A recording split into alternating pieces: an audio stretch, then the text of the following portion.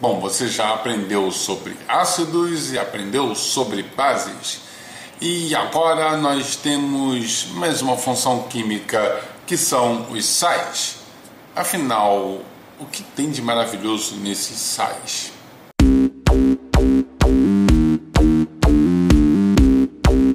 Sais são compostos oriundos de uma reação equivalente entre um ácido e uma base. Nós temos a ideia errônea que ácidos eles são neutros e têm sabor salgado. Não acontece nenhuma coisa e nem outra, pelo menos não sempre. Lembrando em conta que não há duas substâncias que têm todas as propriedades, e uma delas é o pH e o cheiro e o sabor. Vamos, por exemplo, o cloreto de sódio. O cloreto de sódio vem da reação do ácido clorídrico com hidróxido de sódio. Daí eu tenho cloreto de sódio e água. Toda reação de neutralização total tem ácido mais base igual a sal mais água. O cloreto de sódio em solução ele tem um pH igual a 7 e o sabor mais ou menos salgado, mas não da forma como você pensa, porque aquele sal que você coloca na sua salada ou como tempero e dá aquele sabor salgado, aquele sabor salgado não é só do cloreto de sódio, porque ali não tem só cloreto de sódio, tem vários outros sais ali misturados. Mas não existe só esse ácido reagindo só com essa base dando este único sal. Existem outros sais. Vamos pegar o exemplo do fosfato de sódio, que é obtido para a reação do ácido fosfórico com hidróxido de sódio. Mas por que só sódio? Simples, não tem porquê. Eu posso fazer sal com outra base qualquer. Então, se eu reagir hidróxido de cálcio e fosfato e ácido fosfórico, eu obterei o fosfato de cálcio. Só que o fosfato de cálcio ele não fica em solução, pois ele é insolúvel e ele se deposita no fundo.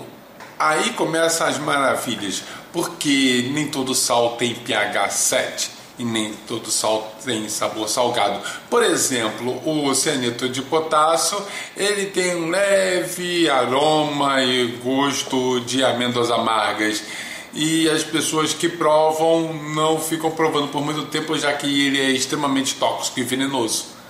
Já os sais, como carbonato de sódio, ele tem pH que não é 7, mas podemos testar isso em laboratório? Afinal, como podemos produzir sal em laboratório? Bom, para fazer um sal nós temos tudo isso daqui. Eu tenho hidróxido de sódio e ácido clorídrico. Mas então como é que nós vamos fazer? Nós colocamos aqui o hidróxido de sódio no Erlenmeyer e eu tenho um problema. A solução é transparente. Para isso eu utilizo fenolftaleína. A fenolftaleína vai indicar através de uma coloração rosa avermelhada. Então, quando eu adiciono uma determinada quantidade de ácido, acontece isso aqui.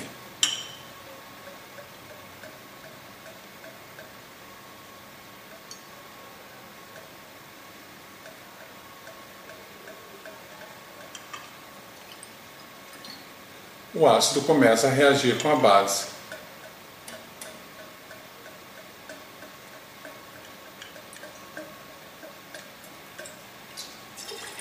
Até que a coloração some. A fenolftaleína só reconhece base, ela só indica bases.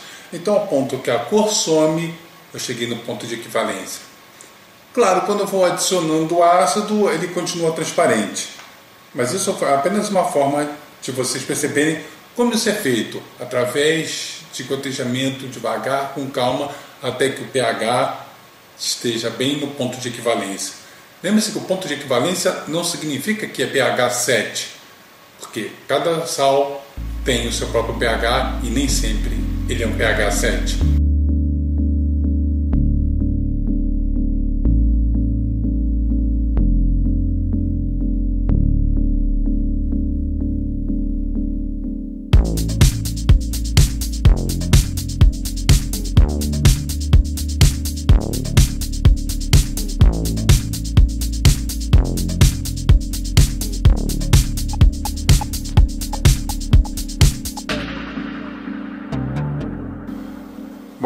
coloquei a mesma quantidade de substâncias nesses beckers separados. Vamos colocar uma fita de pH e ver como está a acidez ou basicidade de cada substância. O cloreto de amônio, o acetato de sódio, o carbonato de cálcio e o borato de sódio. Vamos esperar um tempo. Dá para perceber bem a diferença entre cores. E se eu comparar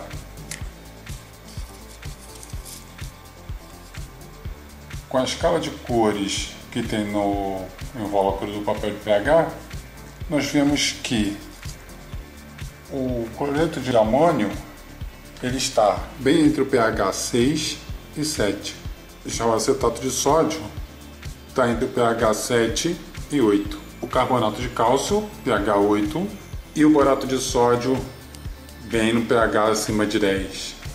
Vemos então que o pH nem sempre dá pH 7, muito pelo contrário, ele dá valores bem diferentes. Talvez você pense que é uma questão de concentração ou diluição, mas a escala de pH ela é logarítmica. Então, para eu ter uma variação de pH 1, de uma unidade de pH, essa substância terá que ser ou mais concentrada ou mais diluída 10 vezes. Assim, para eu passar do pH 7 para pH 6, ele terá que ser 10 vezes mais concentrado. Não basta eu duplicar a concentração. A escala de pH não funciona assim. Os sais, eles fogem um pouco do nosso sentimento. A química não segue o senso comum. Então, nós temos que entender então como eles funcionam. E por mais que fosse pH 7, se eu variasse a concentração, não ficaria tanta variação, ele seria sempre pH 7, como acontece com o cloreto de sódio. Mas no caso dessas substâncias, não acontece isso por um fenômeno chamado hidrólise. Então, por exemplo, no caso do cloreto de amônio, eu tenho um cloreto de amônio que sofre hidrólise, produzindo pequenas quantidades de ácido clorídrico. Por isso, desce o pH. Já o tetaborato de sódio, em solução, ele produz hidróxido de sódio em algumas quantidades. Por isso, o pH dele é básico, ele é acima de 7. Já outras propriedades dos sais, como a água de hidratação, modifica como ele se aparenta. Como eu falei sobre os sais hidratados em Marte, quando eu tenho a presença de água em solução de cloreto de cobalto, ele vai ter a sua coloração mudada de azul para rosa.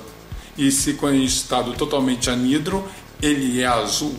Mas não é só isso. A água de hidratação também influencia em outras propriedades. Por exemplo, o gesso. O gesso é o sulfato de cobre semi-hidratado.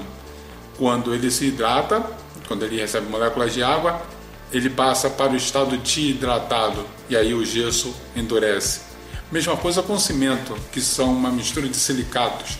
Quando eles se hidratam, eu tenho o cimento com aquela constituição bem rígida e dura, fornecendo resistência, e assim nós podemos construir nossas casas, prédios, rodovias e assim por diante. No laboratório tudo tem uma gama imensa de variedades, vários tipos de substâncias, vários reagentes, fornecendo colorações diversas, fornecendo indicações de desprendimento gasosos mediante todas as reações químicas que são possíveis. Então, a importância dos sais é eles simplesmente existirem. Eu utilizo sais para tratamento de água, desinfecção de caixas d'água, para alimentos, para conservação, para remédios, para vacinas, para tudo. Os sais, como todas as outras funções químicas, são extremamente importantes. Esse é André, do seu ceticismo.net.